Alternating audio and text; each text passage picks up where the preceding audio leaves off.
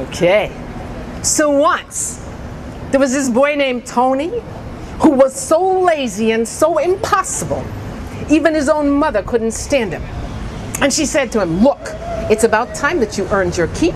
You show your feet to the road, your back to me, and you go out there and earn your own keep and don't come back until you can. Well, Tony could see she meant business, so he started walking, and he walked quite a long while, and he was far away from home when he saw this beautiful pear tree right by the side of the road. Of course, there was a fence, but that didn't bother Tony. He hopped right over the fence, right up into the pear tree, and he started eating pears. Eating pears. Juice, big stomach, La Panza like that. And he had a pile of cores at the foot of the tree. And who should come along but Pappy Ogre? Pappy Ogre, the owner of that pear tree. And he said, you're a little worm in my tree, eating all my pears. I'll tell you what. You can either come to work for me for a year and a day, or you can become my dinner. So that's how Tony got his first job. And he worked for a year and a day. And he learned a lot of different things. He learned how to cook, he learned how to clean, he learned how to fix things, he learned how to grow things, how to weed things, everything. And at the end of a year and a day, Pappy Ogre came up to him and he said, va bene, you work very well, so I'm going to give you your pay. And he pulled out of the barn a broken down, very funky looking donkey. And Tony said, thank you. And Pappy Ogre said, no, come on. You don't understand. This is no ordinary donkey. With this donkey, all you gotta do is say, Ari, Ari, donkey, donkey, money, money, and brava boom. Gold comes right out of its behind. Wow, said Tony. Yeah, said Pappy Ogre.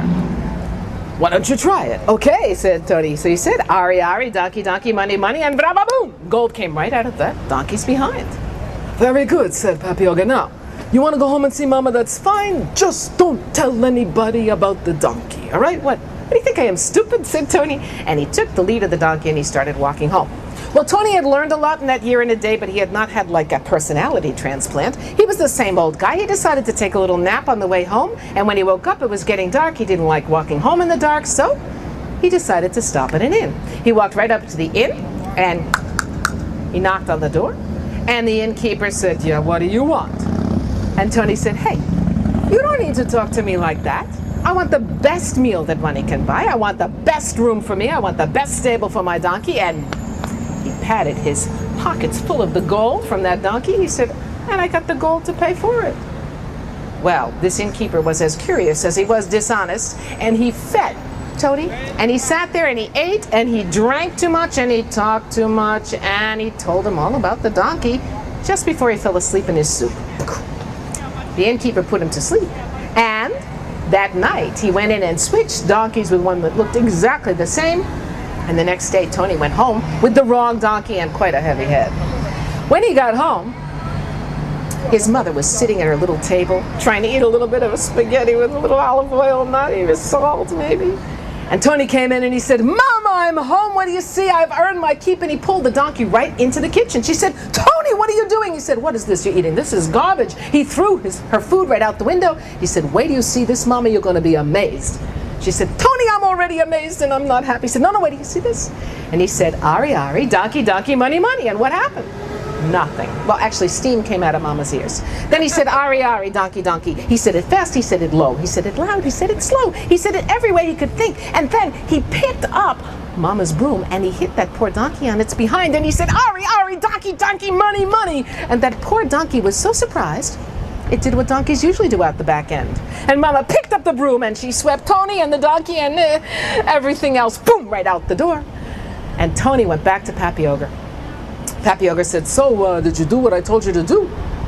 And Tony said, not exactly. Yeah, that's what I thought.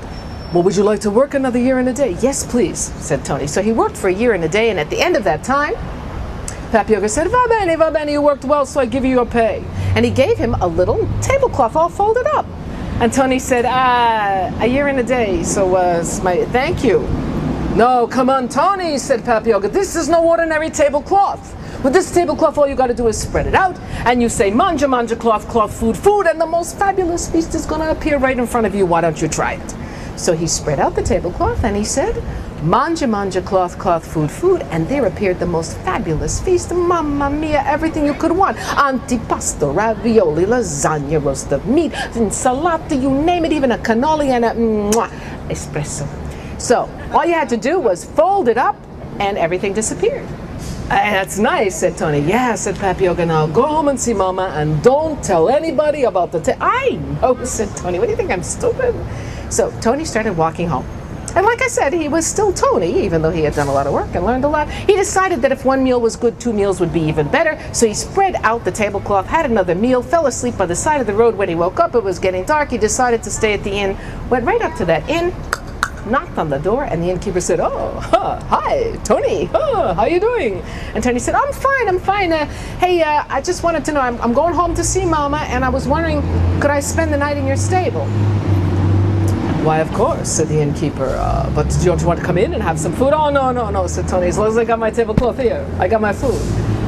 And so Tony went into the stable, and the innkeeper went and peeked through a hole in the wall and watched as Tony had another meal. While Tony was sleeping, the innkeeper went in and switched tablecloths. Tony went home with hay in his hair to see his mama. What a bella frittata that was. She threw him out, and boom! He was right back with Papioga. Papioga said, so did you do what I told you to do? And Tony said, not exactly.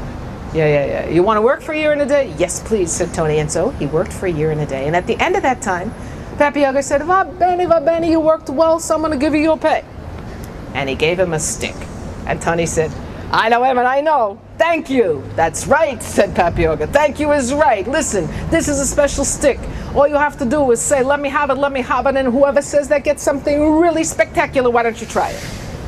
So Tony took the stick and he said, let me have it. And the stick jumped out of his hand and started to hit him on the head and the back and the bum and the shoulders and chase him all around. Help me. And then Papioga said, stick, be still, and shoo, it flew right back into his hand.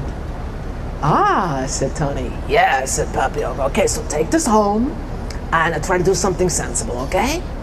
So Tony started walking home. And there must have been a little extra magic in that stick because Tony actually had an idea in his head. And when he got to the inn, he knocked on the door. And the innkeeper said, hi, Tony. And Tony said, hi, how you doing? I was wondering, could I spend the night in your stable? I'm going home to see Mama. Absolutely, said the innkeeper. And then Tony said, but listen, I got a favor to ask of you.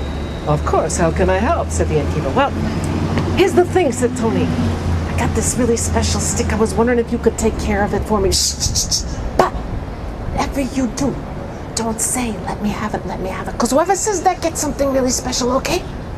Of course, said the innkeeper. And he took the stick and Tony went to sleep in the stable.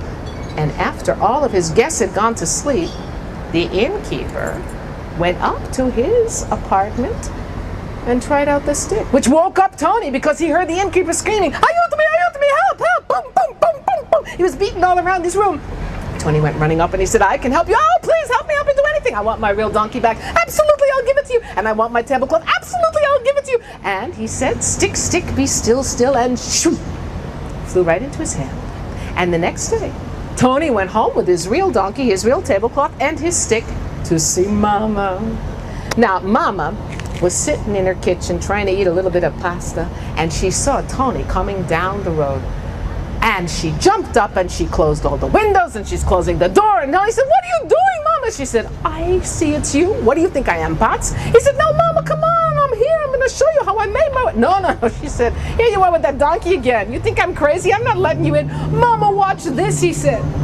And he said, let me have it. And the stick jumped up out of his hand and started hitting him in the head and the back and the bum and the shoulders. And his mama, being a true Italian mama, went running right out the door to save him. And he said, stick, be still, and shoo, picked up that stick and went right into the kitchen. And Mama came right behind him saying, what are you doing, Tony? And he said, wait, do you see this, Mama? And he said, Ari, donkey, money. And brava boom, gold coins came right out of that donkey's behind. And then he said, manja, cloth, food. And the two of them sat down to eat a meal that was so fabulous, so delicious, so complete and wonderful, that I do believe they're eating it still. And here we are, eating nothing but air and stories. Thank you. Okay, so that's Tony and the Donkey from Italy, but also it's all over the world.